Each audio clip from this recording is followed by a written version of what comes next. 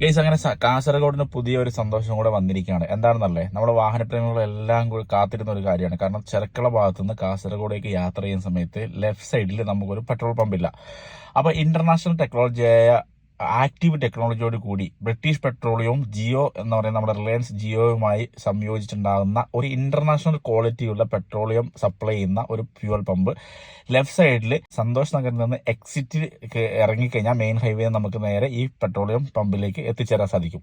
അപ്പോൾ നോർമലി ഒരുപാട് പമ്പുകളുണ്ട്. എന്തുകൊണ്ട് നമ്മൾ ജിയോ പമ്പുകളിൽ നിന്ന് പെട്രോൾ അടിക്കണം അല്ലെങ്കിൽ ഡീസൽ അടിക്കണം എന്ന് ഞാൻ പറയുന്നതിന് കാരണം, ഒന്ന്, നമ്മുടെ ഈ ആക്റ്റീവ് ടെക്നോളജി ഉള്ളത് കൊണ്ട് തന്നെ 4.3% വരെ നമുക്ക് അധിക മൈലേജ് ലഭിക്കും ഡീസൽ വാഹനങ്ങളിൽ.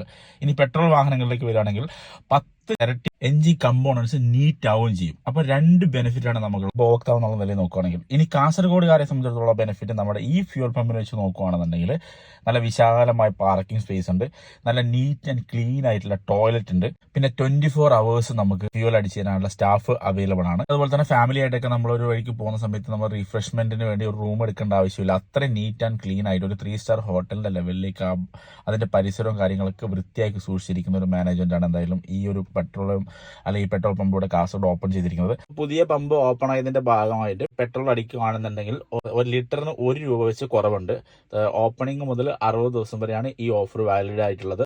അപ്പൊ എന്തായാലും നിങ്ങൾ ഇനി പെട്രോൾ അടിക്കുന്ന അല്ലെങ്കിൽ ഡീസൽ അടിക്കുന്ന സമയത്ത് നിങ്ങൾ 4.3% മൈലേജ് അധികം ലഭിക്കുന്ന പെട്രോളോ അല്ലെങ്കിൽ 10 ഇരട്ടിയോളം നമ്മുടെ എൻജിൻസ് കമ്പോണൻസിനെ വൃത്തിയാക്കുന്ന പെട്രോൾ വേണോ ഡീസൽ വേണോ നിങ്ങൾ തീരുമാനിക്കുക. അപ്പൊ നെക്സ്റ്റ് ടൈം ഒന്ന് പോയി നോക്കുക. അനുഭവങ്ങൾ എന്താണെന്ന് വെച്ചാൽ ഒന്ന് കമന്റ് ചെയ്യുക. താങ്ക്